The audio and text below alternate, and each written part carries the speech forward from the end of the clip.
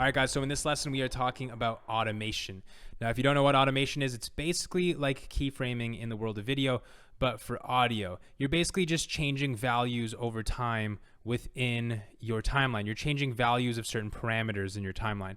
So I have this one section of the song over here that goes underwater. So there's a section of the video where we enter underwater here. It starts with this clip. And we enter the underwater world. And I was thinking it could be cool to apply a low pass filter here so that the audio is kind of muffled. Well, how would we go about doing that? We basically want to start with a normal audio here and then go into a more muffled audio here and then back to normal afterwards. So in this video, I'm going to show you guys exactly how to do that. And I'm going to show you a couple different ways of how we can do that. So the automation side of Fairlight can be enabled by pressing this button right here. If we hover our mouse over it, we can see that it says automation. If we click this, we have a bunch of different things that come up. Now, don't worry about these too much right now. I know it looks like there's a lot of different options here, but to be honest, I don't use most of these options within these drop downs here. So I usually stick to one setting when doing most of my automation. But of course, it's important to understand what each one of these functions do. So we're going to be walking through all of them in this lesson. We could see a couple different things happen when we enabled the automation button here. I'll undo it. Let's take a look. If I press it, we can see that we have a bunch of different options up here, but we also can see our main bus output here too. And that's because when we enable automation, we also have the ability to automate buses as well. So this is really important because automating buses can be a great way for us to apply automation to a bunch of tracks at once, right? A bus is basically just a group of tracks. We are able to route a bunch of different tracks into one bus. Let's say we have a bunch of different tracks here. We have our dialogue, we have our sound effects, we have our music. And let's say that we have like 20 different tracks of sound effects, which is not unreasonable. And in a bigger production, you will definitely have tons and tons of tracks for each type of sound effect. Let's say we wanted to apply automation to all the sound effects at once. Let's say we had 20 tracks of sound effects and we wanted to apply this same muffled low pass filter to all of those tracks at once over here. Well, we could do that on the buses as well. So the same automation that we're going to be applying to this clip over here, to this track, actually, not the clip, because you apply automation on the track level, not the clip level within Fairlight. So the same automation that we are applying to this track over here can also be applied to buses as well, which is very useful in certain situations. So that's important to know. So let's first understand what it is that we want to do to this sound here in order to make it feel like it's underwater. So I already know the answer to this. The answer is we're going to want to create a low pass filter effect. And basically the way that we do that is to just use an EQ, because an EQ allows us to see all of our sound frequencies, right? And what is a low pass effect? What is the low pass effect doing? It's just allowing our low frequencies to pass through. We're eliminating our high frequencies, letting the low frequencies pass through. So we have A2 over here. This is where our music is sitting. So let's go to A2 in our mixer. And what we're going to do is open up our EQ. Let's set this range over here. I'm going to press R. Let's set a range on here. So this area, I know that actually from here, it goes from the louder part to the quieter part. And I'm going to make sure looping's turned on. I'm going to press shift spacebar. So it's just going to loop that area. And I'm going to play with the equalizer so we can see what allows us to get that low pass sound effect. So shift spacebar.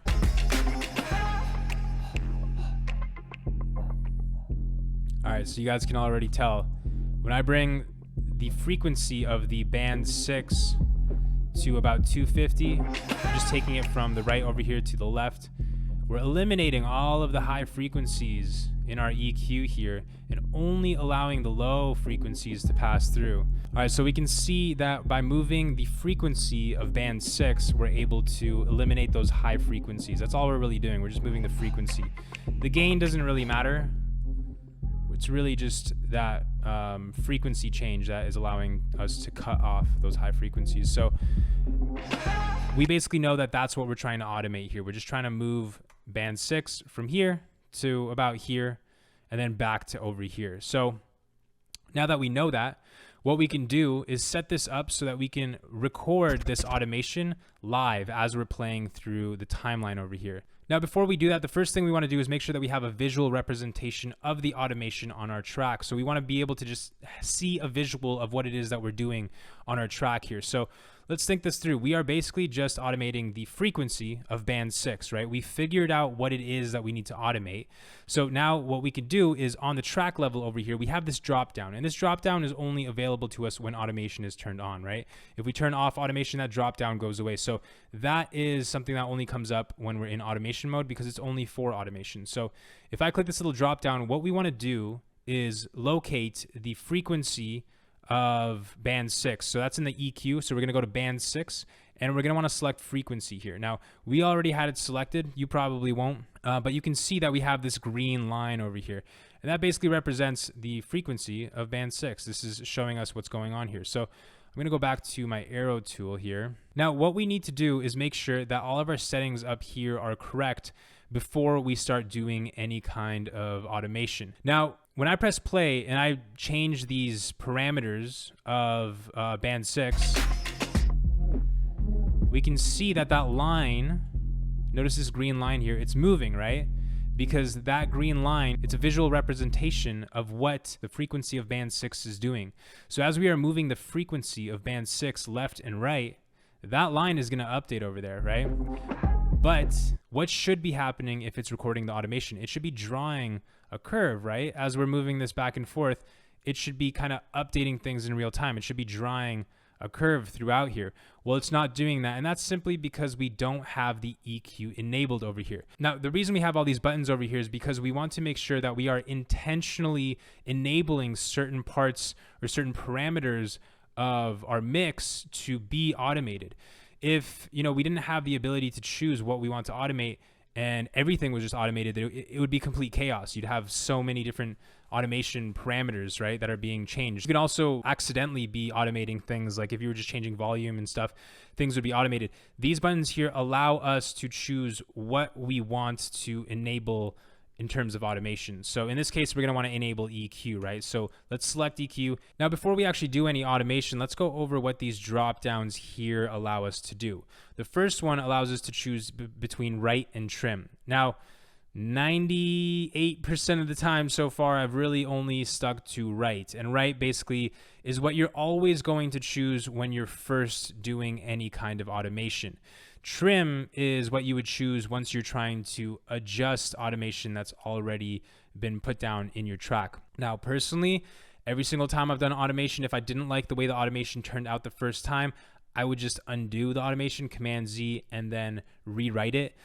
If I ever did want to edit my automation, most of the time what I would do is just use the pencil tool and just draw it out. So the trim mode, I believe that is a mode that would work better if you're using the Fairlight console. I think it's like optimized for the actual physical Fairlight console, just like a bunch of other aspects of Fairlight. I think they work well with the physical Fairlight console.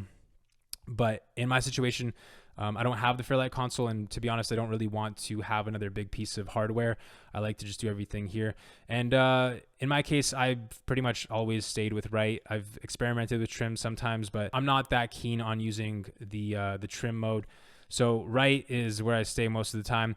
Next, we have touch, and this basically just changes the way the automation works once we've actually touched any of the controls that have been enabled for automation. So in this case, we have enabled our EQ, right? So we have three options here. We have off, we have latch, we have snap. So if we have this set to off and we go over here, we press play, even though our EQ is enabled, it's not writing anything because touch is basically telling the automation, what do we want to happen once we've touched that parameter that is enabled for automation, right? So in this case, it's off, so it's not going to do anything. So let's switch this to latch and let's see what happens. So let's press play here and let's start playing around with this. So now, as I move this, we can see that line is updating based on the frequency of band 6 that I'm moving it to, right?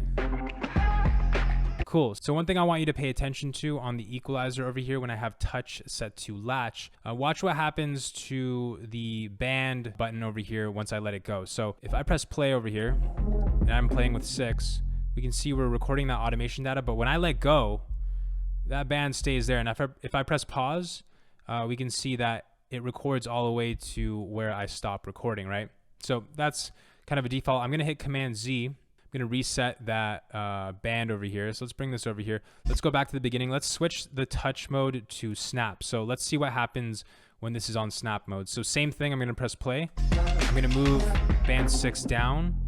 And now when I let it go, we can see it jumps back to its original place. So it jumps back over there unless I'm holding onto it. So it behaves differently when you change the touch mode from latch to snap. So in my personal experience so far, I've really stuck to latch. Latch seems to be the best for the types of things that I want to do, but feel into it. You know, if you want that control to kind of snap back to its original place, when you let go of it, then you'll want to select snap. But latch has worked well for me. And then the last drop down over here is on stop. And this gives you a couple different options to choose from as to what happens once we stop the automation. So I'm just gonna reset all the automation down here. And the way to do that is with this tool. We have the select range tool right here. And you can see once we've enabled the select range tool, all of our keyframes in our automation are highlighted red. And basically what we could do is click and drag over top of our clip here and just select all these and hit the delete button on our keyboard to delete all of our automation like that. So the reason we have this is, you know, to reset our automation, but also to just go in and delete different parts of our automation. And next to the select range tool, we also have the pencil, which allows us to manually go in and make changes like this. So we can draw in our own automation as well. Now this is a little bit different than using like a curve editor in video. Basically with this, we can't like click and drag and play with like Bezier handles and stuff. You basically need to draw things in like that, which at first I was kind of annoyed by. I think Fairlight's optimized in this way so that you have a better experience when using the Fairlight console, like the physical console that you can buy from Blackmagic. But I've actually come to like this tool. I think it's pretty great. I think it just takes a little bit of actually using and experimenting with to get the hang of it. I'm just gonna hit Command Z. But yeah, those two tools allow us to modify our automation just like that. So with the select range tool, we can go in, select all the keyframes that we want to delete. And we can also highlight them and move them over like this too. So that's just another way for us to easily change automation. But we can also go in, select everything, and delete the automation just like that. Now, in order for us to get a better idea of what on stop does, I'm going to record some automation on the second half of this, and then we'll play around with the on stop controls at the beginning just to see the difference between what happens between all these different options when we stop our automation recording over here. So first I'm just going to record some other automation and I'll start it low. So EQ's on. So it's starting low, goes up, whatever. Cool. So we can see that it starts over there. So now when we have return selected, let's see what happens. So I can automate here, press stop, and we can see once I press stop, the automation returns back to its original level.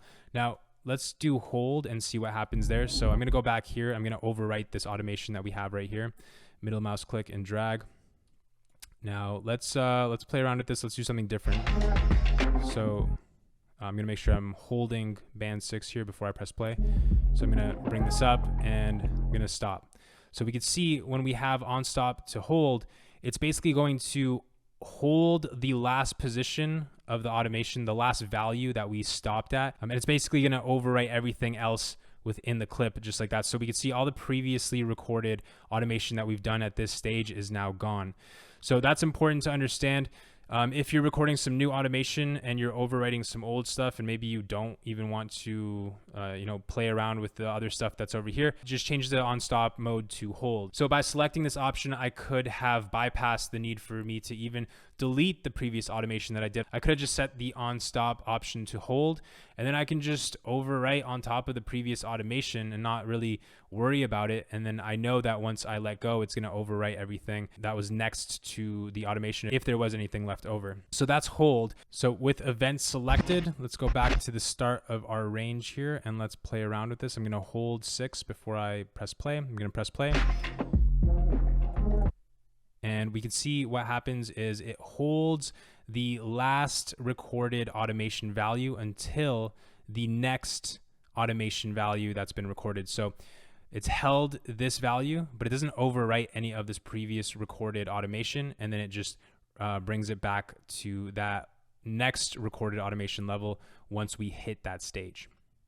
Now let's go back to return and just compare those two. So hold, we know it overwrites everything else in the track. Let's take a look at return again. So I'm gonna hit Command Z here. Now that we're on return, let's press play while holding 6 here. Let's play with these levels, stop it there. And we can see that it's not holding that last automated level up until the next automation.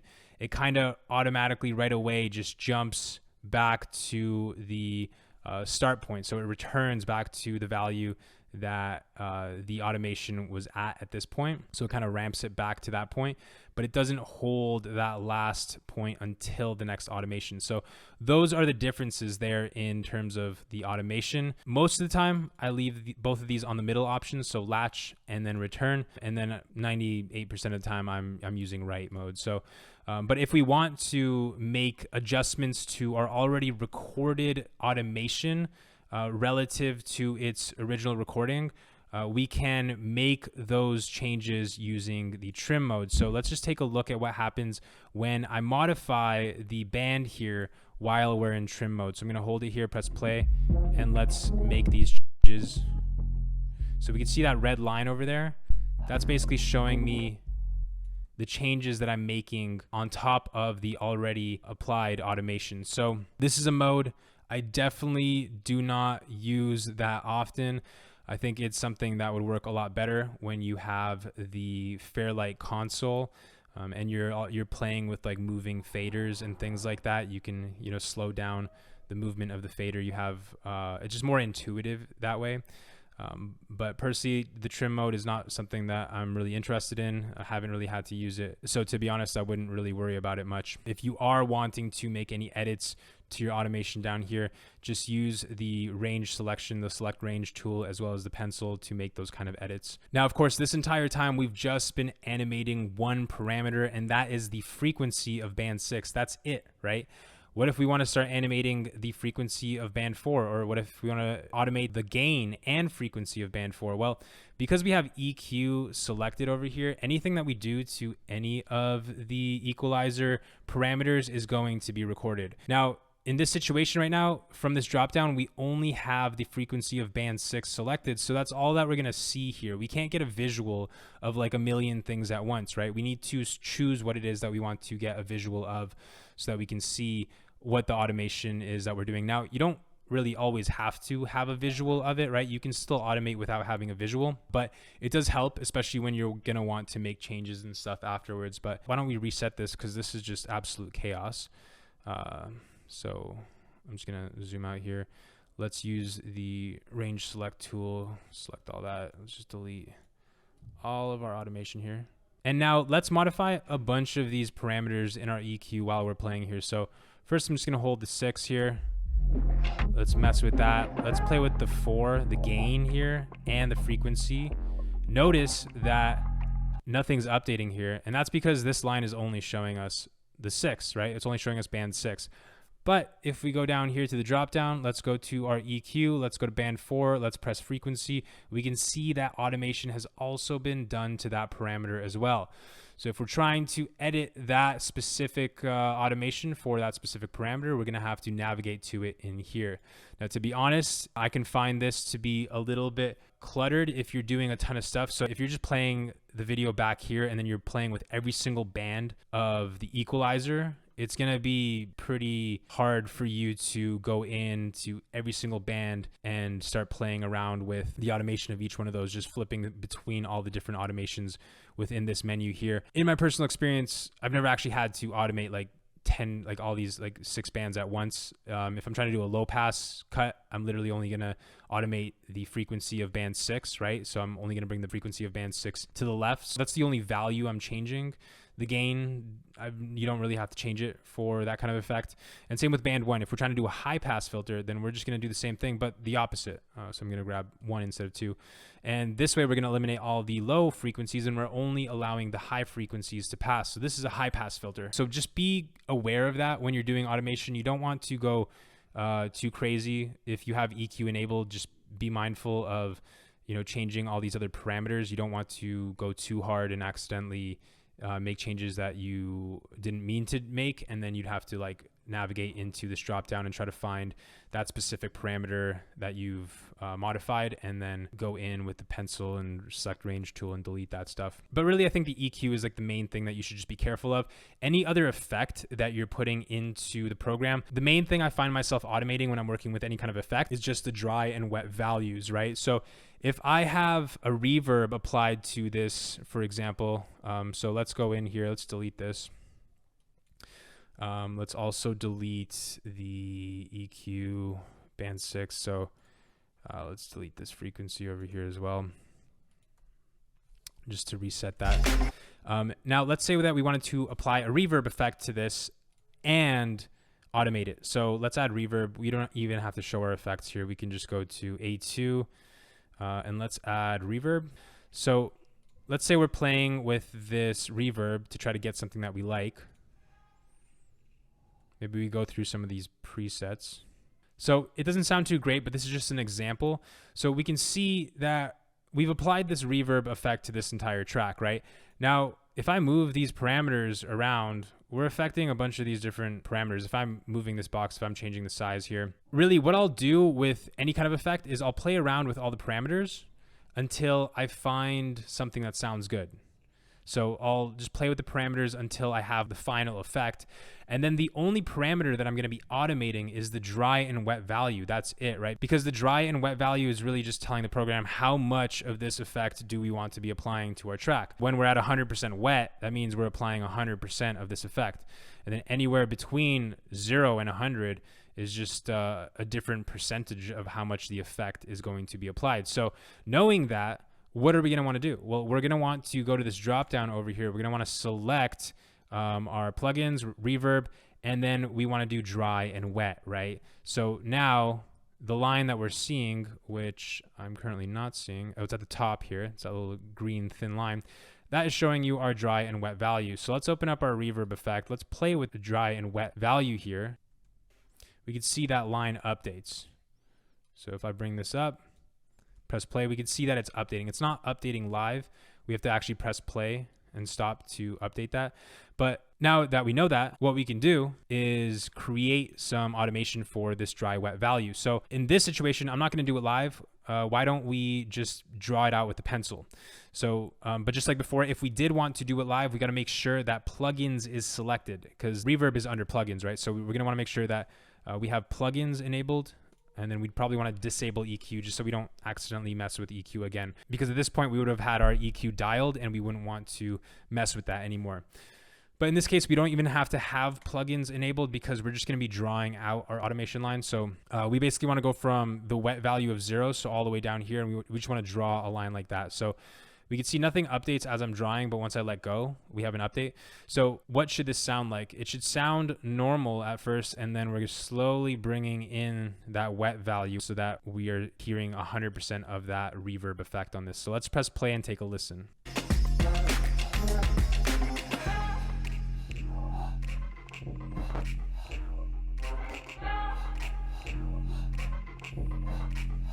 Cool. So in this case, does it sound that great? No. Does reverb make sense here underwater? No, it doesn't. Maybe if we were entering like a big warehouse or something and we were playing music, then yeah. And also, this specific reverb effect that we've applied to our track, we could play with these parameters, make it sound better. Like even just changing the reverb time just prolongs it, makes it sound a little bit better. Slowly bringing it in over time. And then we're at 100%. And 100% is a lot. So in this case, we could just redraw this line and like stop it halfway. So we could start there, halfway.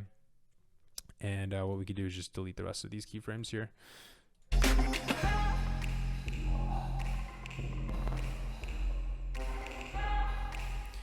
Now in this case, I would probably just do a low pass filter effect on this underwater section and not use the reverb, but I'm just showing you guys that as an example. So there are a couple different ways that we can apply automation to a bunch of different effects and just parameters of our track. Automation can definitely be a tricky one at first. It could definitely feel a bit intimidating. My recommendation to you is to keep things simple. Like I said, these 3 options here, don't think about them too much. When you're first starting off, just leave it on write, latch, and return. And then if you want to play around with these more, feel free to do so. But this is the place that you basically want to start. And like I said, trim, don't really worry about that. Unless you're trying to dive deeper into automation later on, then feel free to experiment. But yeah, that's pretty much everything we need to know about automation within Fairlight. I hope you guys enjoyed this video. I hope you learned something new, and I'll catch you in the next one.